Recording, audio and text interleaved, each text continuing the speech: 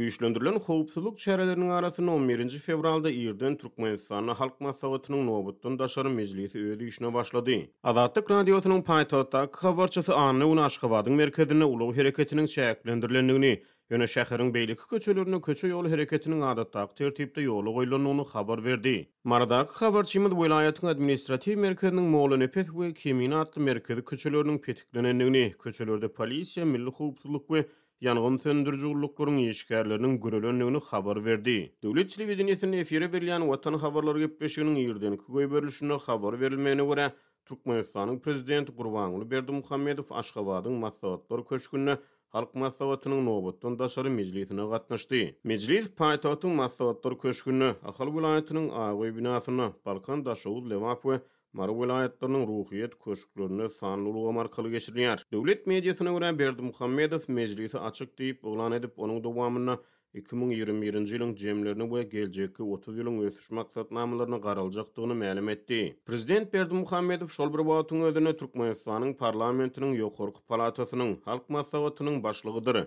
Konstitusiýa Türkmenistanyň prezidentine Halk Maslahatyna başlyklyk etmegi gadagyn edýär. Kanun çykarjy we wekilçilikli parlamentiň ýokarky palatasynyň ýygnawynyň 1-nji bölüminde Prezident Berdimuhammedow ýerine ýetirji häkimiýetiň ministrler kabinetiniň giňeldilen mejlisini geçirdi. Azatlyk radiosynyň maradaky habarçysy Halk Maslahatynyň mejlisinden bir gün özel 10 fevral güni akşam saat 8-den soň şäherde adamlaryň hereketiniň berk çäklendirilip gödäwçiliginiň güýçlendirilendigini habar berýär. Maglumata görä akşam saat 8-den soň dukanlar ýapyldy. Polisiýa işgärleri köp gatly jaýlaryň arasyna 3-4 bolup üýüşip oturan adamlary dargatdy. Ýekelikde oturan adamlardan hem öýlerine gitmegi talap etdi. Güýçlendirilen gödäwçilik çärelerine ýol gödäwçilik gullugy, polisiýa işgärleri we ýangyn söndürjü gullugyň işgärleri gatnaşdy. Habarçymyza görä akşam saat 10-dan soň Marynyň köçelerine ulaw hereket hem çäklendirildi. Finçiler Halk Maslahatynyň nowbatdan daşary mejlisine Gurbanuly Berdimuhammedowyň oglu we orunmasary Serdar Berdimuhammedowyň prezident wezipesine götürilmegine mümkinçilik töretjek kararlaryň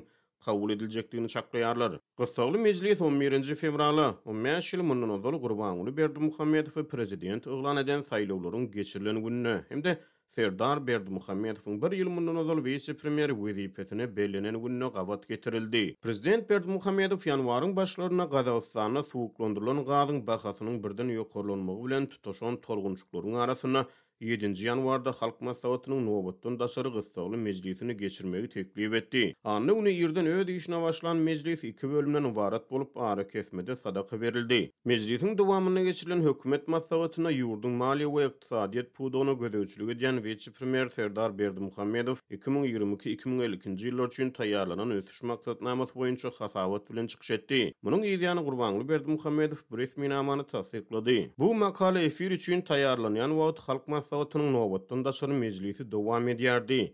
Türkmenistanyň döwlet habarlar agentligi mejlisiň dowamyny döwlet durmuşyna değişli möhüm kararlaryň kabul ediljekdigini aýdýar.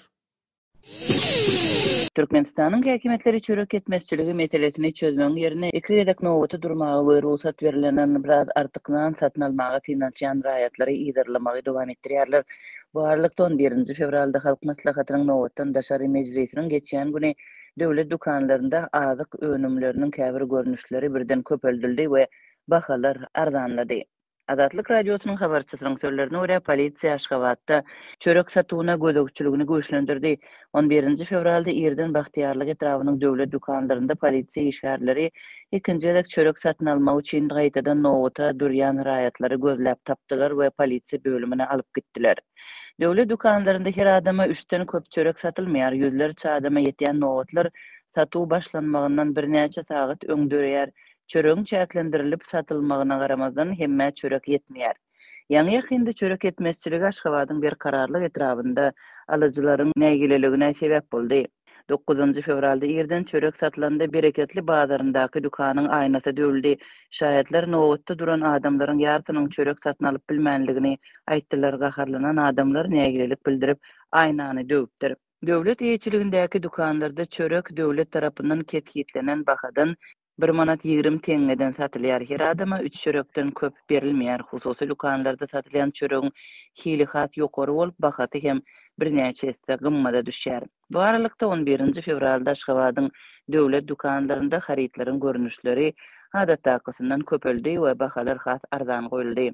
Habarçylaryň sözlerine görä, mysal üçin Mahtumguly köçesindäki 14-nji dükanda ösümlik ýagynyň litri 32 manada, kartoşkanyň 1 kilogramy 5 manatdan satylypdyr. Habarçylar bu bahanyň arzanlygynyň hasaplanýanlygyny sebäbi ösümlik ýagynyň adatça 38 manada durýanlygyny belliýärler. Şol wagtyň özünde de dekabrda ýagyň subsidiýalenen ýa-da arzanlygynyň bahasy 10 manatdy.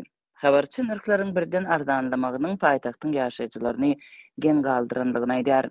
Aljylar gaty gen galdy. Sebäbi önümleriň şeýle görnüşleri we bahalary ýokdy. Adamlar muny şu günkü ýygnak bilen baglanşdyrýarlar. Adamlar bu bolçulugyň geňeşiň maslahatynyň ýapylmagy bilen gutarjakdygyny düşünýärler. Dip Azatlyk radiosynyň Aşgabatdaky habarçysy Gurrun berdi. 11 fevralda Türkmenistanda ýurdun etaty kanun çykarjy organy halk maslahatynyň nowatdan daşary ýygnagy geçirildi. Prezidentiň ýolbaşçylygyndaky bu edara geçmişde döwlet baştutanyň ygtyýarlyklaryny geňeltmek we ilatyň ýaşaýyş derejesiniň epeslip etilmegine sebäp bolan döwlet ýeňilliklerini ýatyrmak barada ençime karar çykarpdy. Ýurtda görülýär edilmelik ykdysady kriziň fonunda bolup geçýän häzirki maslahatyň gün tertibindäki meseleler köpçülüge öňünden mälim edilmedi. 2017-nji ýylyň gözünde duran azyk krizisi we işsizlik pandemiýa döwründe hatam erbetleşdi. Şuň gün Türkmenistanyň ilat köpçülüginiň durmuş derejesi görülýär edilmedik derejede peteldi. Şuň gün vilayet merkezlerinde de bahalar garaşylmadyk ýagdaýda peteldi. 11 fevralda Türkmenabadyň bazarlarynda et, köke, süýji, margarin we hojalyk üçin himiki serişdeler ýaly önümler arzanlady. Etiň 1 kilogramy 60 manada satyldy. Ýurdun içinde öndürilen süýjileriň 1 kilogramy 40 manatdan 25 manada düşdi. Bahalar ortaça 10%-dan 40% çenli arzanlady. Bu barada 11 fevralda Azatlygyň Türkmenabaddaky habarçysy Gurrun berdi. Türkmenabadda bahalaryň arzanlamagy daşary ýurtlardan getirilýän önümlere, şol sanda Özbekistandan, Türkiýeden we Irandan import edilýän azyk önümleriniň narhyna täsir etmedi. Alkogoluň we çilimiň bahasy ütgemedi.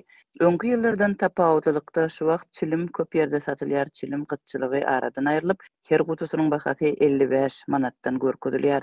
Emma köp adam her sanysy 3 manatdan bir-birden satylýan çilimi köplenç satyn alýarlar. Habarçynyň sözlerine görä, pul ýetmezçiligi muňa sebäp bolýar.